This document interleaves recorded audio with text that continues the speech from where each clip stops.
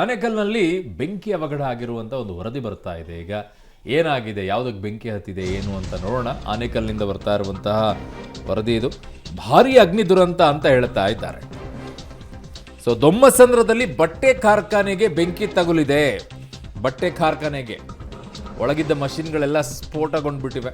ಕಾರ್ಖಾನೆ ಒಳಗಿದ್ದು ಇಡೀ ಕೈಗಾರಿಕಾ ಪ್ರದೇಶ ಸಂಪೂರ್ಣ ಹೊಗೆಮಯವಾಗಿ ಹೋಗ್ಬಿಟ್ಟಿದೆ. ಅಕ್ಕಪಕ್ಕದಲ್ಲಿ ಈಗ ಬೆಂಕಿ ಆವರಿಸಿಕೊಳ್ಳುತ್ತಾ ಇದೆ. ಇದನ್ನು ನಿಯಂತ್ರಿಸೋಕೆ ಹರಸಾಹಸವನ್ನ ಪಡ್ತಾ ಇದ್ದಾರೆ ಅಗ್ನಿಶಾಮಕ ದಳದವರು. ಅಪ್ಪ ಅಪ್ಪ ಅಪ್ಪ. ಸೊ ಬಟ್ಟೆ ಕಾರ್ಖಾನೆ ಇದು. ಸೊ ಅಲ್ಲಿ ಬೆಂಕಿ ಹೊತ್ಕೊಂಡಿದೆ. ಬ್ಲಾಸ್ಟ್ ಕೂಡ ಆಗ್ತಾ ಇದೆ ಅಂತಿದ್ದಾರೆ ಒಳಗಡೆ ಮಷಿನ್ಸ್ಗಳೆಲ್ಲ.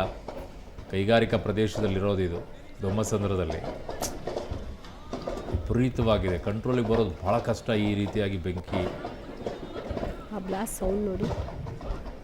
ಪಟಾಕಿ ಹೊಡೆದ ರೀತಿಯಲ್ಲಿ ಸೌಂಡ್ ಬರ್ತಾ ಇದೆ. ಒಳಗಡೆ ಬ್ಲಾಸ್ಟ್ ಆಗ್ತಾ ಇರೋದು. ಪಾಪ ಎಷ್ಟು ಇನ್ವೆಸ್ಟ್ಮೆಂಟ್ ಇತ್ತು, ಎಷ್ಟು ಲಾಸ್ ಆಗಿರುತ್ತೋ. ಜೀವಹಾನಿ ಆಗದೆ ಇದ್ರೆ ಸಾಕು ಅಂತ ಹೇಳಿ ಉಳಿದಿದ್ದು ಇನ್ಶೂರೆನ್ಸ್ ಮಾಡ್ಕೊಂಡಿರ್ತಾರೆ. ಇನ್ಶೂರೆನ್ಸ್ ಇರಲಾರ್ದೆ ಕಾರ್ಖಾನೆಗಳೆಲ್ಲ ಇರೋದಿಲ್ಲ. ಇನ್ಶೂರೆನ್ಸ್ ಇರುತ್ತೆ, ಸರ್ಕಾರ ಒಂದಿಷ್ಟು ಏನಾದರೂ ಪರಿಹಾರ ರೂಪದಲ್ಲಿ ಏನಾದ್ರು ಕೊಡ್ತಾರೆ. ಜೀವಹಾನಿ ಆಗದೆ ಇದ್ರೆ ಸಾಕು ಅಷ್ಟು. ನನ್ನ ಸಹೋದ್ಯೋಗಿ ಈಗ ಅಂಬರೀಷ್ ನನ್ನೊಂದಿಗೆ ಸಂಪರ್ಕಕ್ಕೆ ಸಿಗ್ತಾ ಇದ್ದಾರೆ. ಅಂಬರೀಷ್, ಎಷ್ಟು ಹಾನಿ ಆಗಿದೆ, ಜೊತೆಗೆ ಯಾವ ಪ್ರಾಣಹಾನಿಯೂ ಕೂಡ ಆಗಿಲ್ಲ ಅಲ್ವಾ ಅಲ್ಲಿ?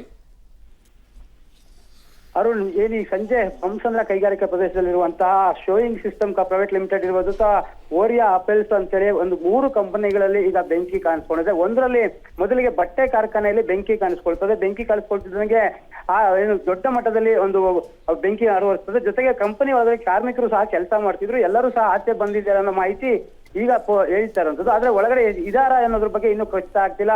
ಅಗ್ನಿಶಾಮಕ ದಳ, ಎಲೆಕ್ಟ್ರಾನಿಕ್ ಸಿಟಿ ಇರ್ಬೋದು ಅಥವಾ ಆನೇಕಲ್ಲಿಂದಲೂ ಸಹ ವಾಹನಗಳು ಹೋಗಿ ಈಗ ಬೆಂಕಿ ನಂದಿಸೋದಕ್ಕೆ ಪ್ರಾರಂಭ ಮಾಡಿದ್ದಾರೆ.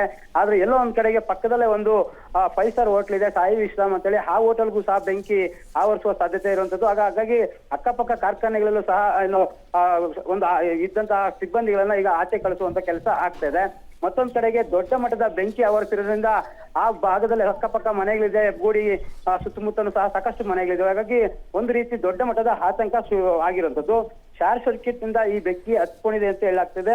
ಜೊತೆಗೆ ಬಟ್ಟೆ ಇರಬಹುದು, ಲೆದರ್, ಕೆಮಿಕಲ್ಸ್ ಸಾಕಷ್ಟು ಕಾರ್ಖಾನೆ ಒಳಗಡೆ ಇತ್ತು. ಹಾಗಾಗಿ ಅದು ದೊಡ್ಡ ಮಟ್ಟಕ್ಕೆ ಬ್ಲಾಸ್ಟ್ ಆಗ್ತಿದಾವೆ. ಹಾಗಾಗಿ ಒಂದು ಅಗ್ನಿಶಾಮಕ ದಳದ ಸಿಬ್ಬಂದಿ ಸಹ ಬೆಂಕಿ ನಂದಿಸೋದಕ್ಕೆ ಹರಸಾಹಸ ಪಡ್ತಾ ಇರುವಂತದ್ದು. ಒಟ್ಟು ಇನ್ನು ಸಾಕಷ್ಟು ಅಕ್ಕಪಕ್ಕ ಕಾರ್ಖಾನೆಗಳಿಗೆ ಏನಾದ್ರು ಬೆಂಕಿ ಹತ್ಕೊಂಡ್ರೆ ಕೋಟ್ಯಾಂತರ ರೂಪಾಯಿ ನಷ್ಟ ಆಗೋ ಸಾಧ್ಯತೆ ಇರುವಂತದ್ದು. ಅರುಣ್. ಓಕೆ ಅಂಬರೀಷ್, ನಿಮ್ಮೆಲ್ಲ ಮಾಹಿತಿಗೆ ಧನ್ಯವಾದಗಳು.